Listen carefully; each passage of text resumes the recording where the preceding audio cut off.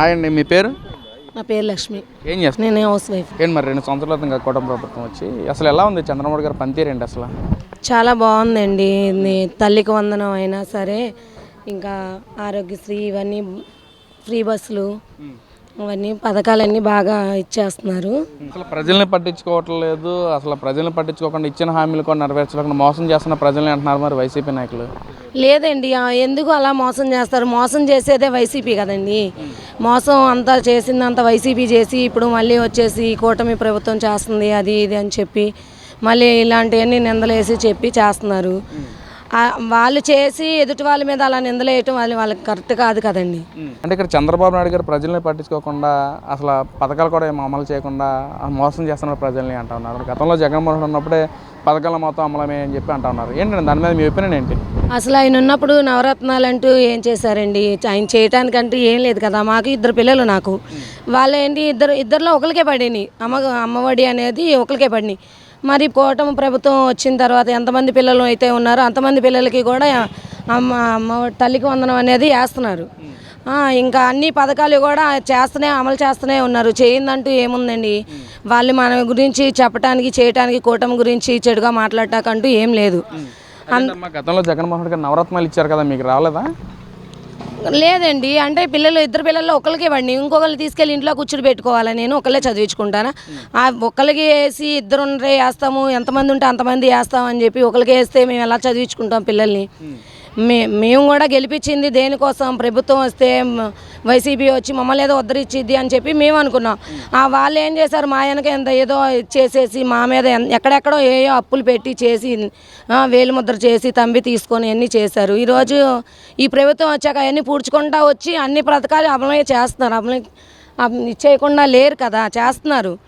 వాళ్ళకి చేయాల్సినంత వరకు చేస్తూ ఉన్నారు. అమరావతి అన్ని రకాలుగా చేస్తున్నారు. జాబుల గురించి కూడా మనకి ఇచ్చేస్తున్నారు. అంటే ఇక్కడ డెవలప్మెంట్ జరిగింది జగన్మోహన్ రెడ్డి గారి వల్లే. అసలు జగన్మోహన్ రెడ్డి గారు లేకపోతే అసలు మన రాష్ట్రం డెవలప్మెంట్ అవ్వదు అని చెప్పి అంటున్నారు. ఏంటండి దాని మీద మీ ఒపీనియన్ ఏంటి? ఆయన ఉండి ఏం చేశారనండి అది మనం చెప్పడానికి కూడా. జగన్మోహన్ రెడ్డి గారు చేసిందంటూ ఏం లేదండి. అంత ఇదిగా మనకి వరదలు వచ్చిన రోజు కూడా ఆయన ఎక్కడ కనిపించారు మనకి? కదమ్మా. ఎవరికి ఇచ్చారండి? సింగనగర్కి ప్రకటిస్తే సరిపోద్దండి. ప్రజలకు న్యాయం జరగాలి కదా. మన వరకు అయితే ఏం రాలేదు. మనకి చేసిందంటూ ఉందంటే కూటమి ప్రభుత్వం చాలా వరకు మనకి ప్రజల్ని ఆదుకోవటం అన్ని విధాలుగా. ఇళ్ల స్థలాలని ఏదైనా సరే పింఛనీలని ఎక్కడికక్కడ దొంగ పింఛనీలు పెట్టినా కూడా అవన్నీ తీసి ఎవరికి న్యాయం జరగాలనేది వాళ్ళకే ఇచ్చారు. ఇంకా మనం చేసిందంటూ కూటమి ప్రభుత్వం మనకి ఎక్కడ అన్యాయం జరిగిందండి? వాళ్ళు చేసినంత ఇదిగా గుంటలు తీయటం ఇవన్నీ ఏదైనా సరే మడ్డలైనా ఏదైనా చేయాలి చెందాలంటే వాళ్ళ తర్వాతే, మనకి అలా రాదు. మన ప్రభుత్వం వచ్చాక చాలా బాగుంది మన రాష్ట్రం అంతా. డెవలప్మెంట్ పరంగా చూసుకుంటే ముఖ్యంగా కంపెనీస్ కానీ లేదా రాష్ట్రం డెవలప్మెంట్ పరంగా ఏం చెప్తారు దాని గురించి? రాష్ట్రం డెవలప్ అంటే నాకు తెలిసినంత వరకు చాలా బాగుందండి. కూటమి ప్రభుత్వం వచ్చినాక చాలా 99% అయితే చాలా బాగుంది.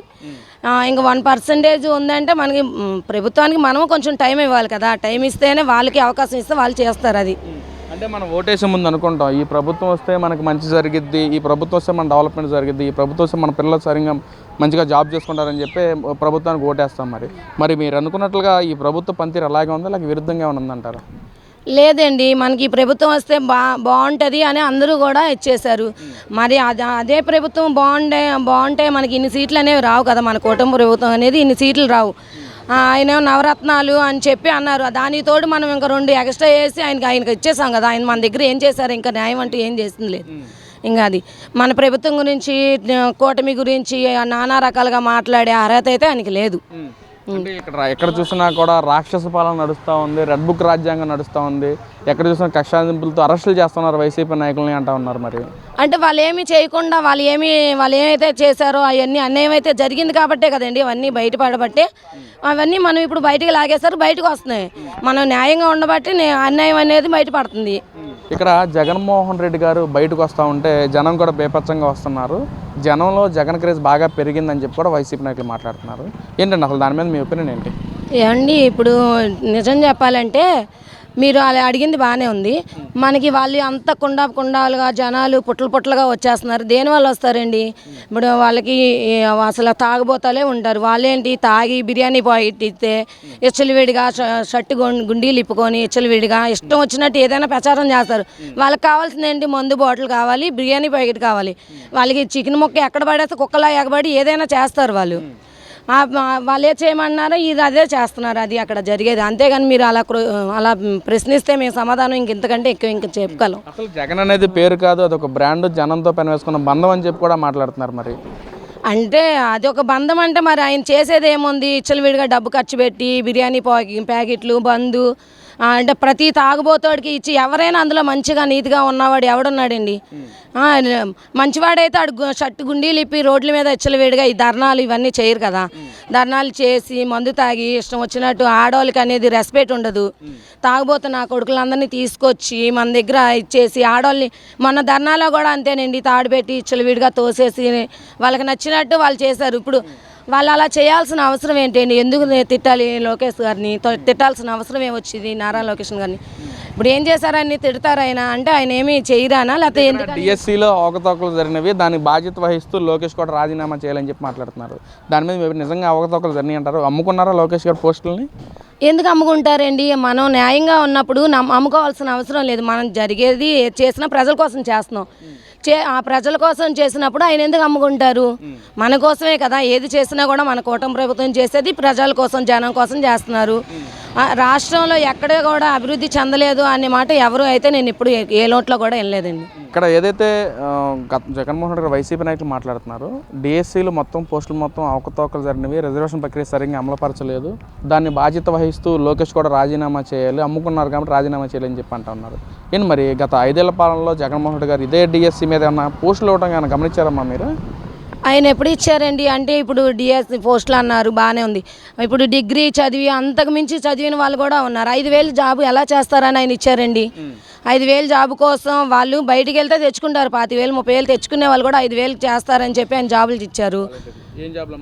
వాలంటరీ జాబులు ఇచ్చారు. అది కూడా ఆ వాలంటరీ జాబులు అంత చదివి వాళ్ళు ఎలా చేసి అంత కష్టపడి అంత ఇదిగా ప్రజలకి తిరిగి ఇచ్చేద్దామని వాళ్ళు చేశారు. వాళ్ళ జాబు వాళ్ళ ప్రయత్నం వాళ్ళు చేశారు. వాళ్ళకి 5,000 ఇచ్చి వాళ్ళ ఫ్యామిలీని ఎలా నడుపుతారని ఆయన ఆ జాబులు ఇచ్చారండి. అంటే ఒక పక్కన యువత భవిష్యత్తు చూసిన నాయకుడు జగన్మోహన్ రెడ్డి అంటూ ఉన్నారు కదా. మరి అంటే ఎలా చూశాడండి? ఏ విధంగా చూశాడు? ఇప్పుడు మందుకి ఏమో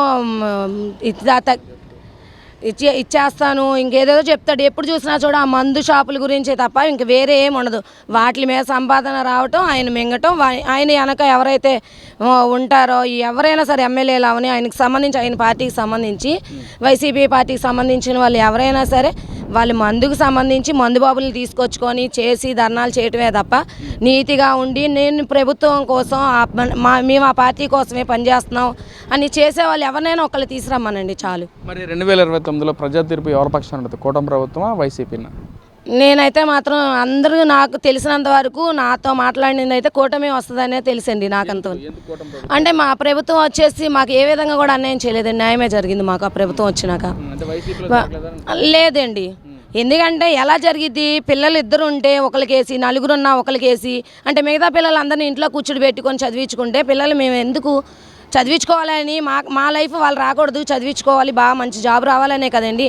ఇప్పుడు అమరావతి కట్టేదానికి మన కోసం జాబులు ఇదిగా అన్నీ చేద్దామని చెప్పి ప్రభుత్వం, కూటమి ప్రభుత్వం ఇన్ని బాధలు పడి ఇంత ఇదిగా చేస్తుంది.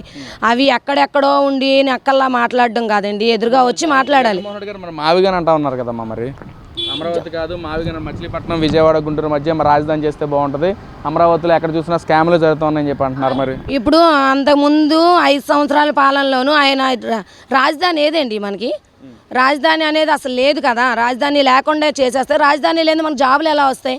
మనం ఎక్కడికి వెళ్ళినా మనకు జాబులు ఎవరు? మన ఏపీకి వచ్చేసి ఇప్పుడు ఈ కూటమి వచ్చినాక మనకేదో మంచి జరుగుతుంది ప్రజలకు అని చెప్పి వీళ్ళు వచ్చి అడ్డుకొని నానా రకాలుగా చేసి ధర్నాలు చేసి అసలు ప్రజల్ని ఏం చేద్దాం అనుకుంటున్నారు?